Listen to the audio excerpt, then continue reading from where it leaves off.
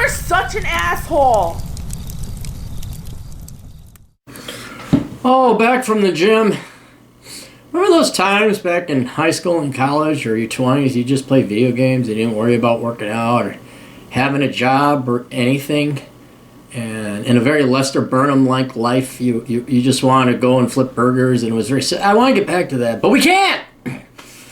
Because we got a new full-time job called assholeconsulting.com, where I, the Dark Knight of advice columns, the IKEA of consultants, America's older brother you never had because your mother ran out on your father or fucked someone else, I'm here at assholeconsulting.com, where we can help you guys out if you got questions and you're sick and tired of your pussy psychologist therapist.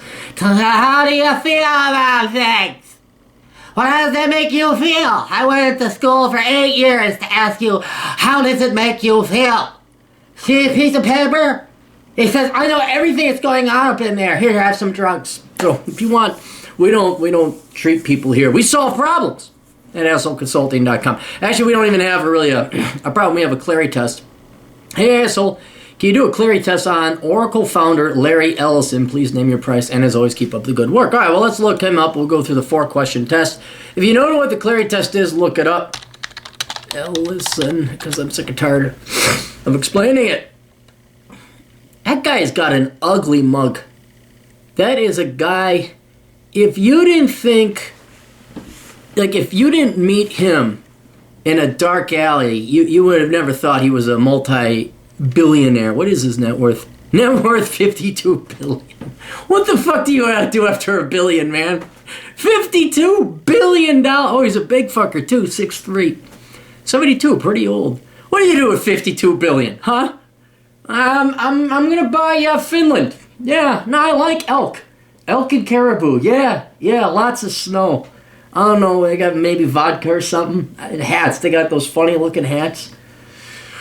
All right, let's go take a look at Larry Ellison. Born 1944, American businessman, entrepreneur, and philanthropist who's co-founder of the Oracle Corporation and was CEO from its founding until September 2014. Oh, so he stayed in the game until what? He's 72. He stayed till his late 60s. So, all right, let's take a look at his early life and education, see if he came from money. Ah, yes, Wikipedia. All you Wikipedia people gotta tell us whether they were born of Jewish descent, don't you? It's always, they hailed from this Jewish-Russian immigrant family from 5 generations ago. No one gives a shit. Except you liberal leftist racists who are all about, what's your ethnicity? Was your ethnicity? Okay, we'll put that on your Wikipedia. Just fucking tell us he was born to Bob and Amy Ellison. And he came from wealth or he didn't come. That's all we do. We don't give a shit who or what the fuck. Where the dicks and pussy came from on the globe, we don't care. His father penis came from Sweden, where his mother's vag came from Uruguay. An Italian-American United States Army Air Corps pilot. After Ellison contracting pneumonia at the age of 9 months, his mother gave him to her aunt and uncle up for adoption. He did not meet his biological mother again until he was 48. Oh, wow, so they don't have money. He moved to Chicago's South Shore, a middle-class neighborhood. He remembers his adoptive mother's warm and loving in contrast with his austere, unsupportive, and often distant adoptive father who adopted the name Ellison to honor his point of entry into the United States. Ellison, oh, you know what? You fucking Mexican immigrants don't do that, do you? You don't even fucking learn the language. This immigrant came over and changed his last fucking name to Ellis Island, Ellison. You guys, yeah, fucking Rodrigo. Fuck America. We hate it. We came here. Our country sucks dick more, but we're coming here. But we hate it. What does it say about your shitbird country you came from? Lewis Ellison was a government employee who made a small fortune in Chicago real estate only to lose it during the Great Depression. Ellison raised Reformed Jew, attended synagogue, remained a religious skeptic. Okay, he didn't... At the age of 13, Ellison refused to have a bar mitzvah celebration. Ellison says his love affair with Israel is not connected with religious sentiments, but rather due to the innovative spirit of Israelis in the technology center.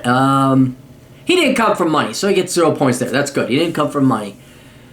He left Urbana-Champaign after his second year, not taking his finals exam because his adopted mother had just died. And after spent the summer in Northern Carolina, he attended the University of Chicago, where he first encountered computer design. At the age of 22, he moved to Northern California. All right, let's take a look here. So what is his degree? Maybe he never got a degree. University of Illinois Champaign. Urbana-Champaign is technology. University of Chicago is not a bullshit school. I'm going to assume he didn't major in stupid shit, especially if he's going into computer design. So he gets 0 points. He actually did go and study something worthwhile. Okay, so what did he do? During the 70s, after a brief stint at Amdahl Corporation. Is that even a corporation that's still open? I wonder if these guys, were you guys like the typical, fuck you, we're not going to help you? Was an information technology company. It was a company. It was. But Oracle's still around. Let me guess, you guys fired Ellison, right? Because he didn't play along. He wasn't a team player. I'm already liking this Ellison guy. Yeah, he gives a shit about my opinion. His projects include database for the CIA, which he named Oracle. Ellison was inspired by a paper written by Edgar F. Codd on relational database systems called a relational model for data for large shared data banks. He scored so much poontang at the bars with that line. I was like, he just opened up with that one-liner and girls were lined up. In 1977, he founded Software Development Laboratories. 79, renamed Software. 82, became Oracle. Okay, and ever since he's worked there. All right, so basically the guy came from a very tough background.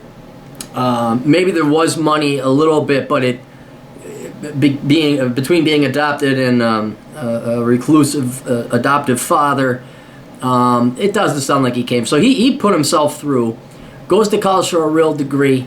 I don't think he graduated, which is seemingly the smart thing to do nowadays. And then he just worked in IT until, 3 years ago? And now he's retired? Absolutely. The dude gets a perfect score, along with Rex Tillerson, a couple old mafia bosses from the Prohibition era, and I forgot who else it was. Oh, Dr. Ben Carson and Mark Araya, or is it Tom Araya? The guy in Slayer, lead vocals in Slayer. Add Larry Ellison to the few and privileged perfect scoring candidates of the Clarey test. So in other words, this is somebody that you would want to run for public office. That's the original purpose for the Clarey test. But also for those who are not politicians or not running in for office, this is definitely somebody you would want to have a beer with. This is definitely somebody very interesting and a real man, a real person with real accomplishments. Not some Nancy Pelosi fucking trust fund baby bitch where we're like, ah. I mean, notice he retired. These people inevitably do retire, and he had fun. I know he's big into sailing and yachting. What the fuck does Nancy Pelosi do except drink money and fucking just live off the American taxpayer? I have no fucking idea. Anyway, so yes, Larry Ellison, perfect score, Clarey test. Good one. You guys got Clarey test candidates. They could be fictional or not. We had someone pay for a Clarey test on Indiana Jones and Captain Kirk. You could do that. Go to assholeconsulting.com. Send me the questions there. And I do charge for it because you can look up. You can do this yourself. You can look it up and do the score yourself. But it is in the administration of the Clarey test that I am only qualified to do it myself. So, all right, that's all we got. We'll see you guys later. Toodles.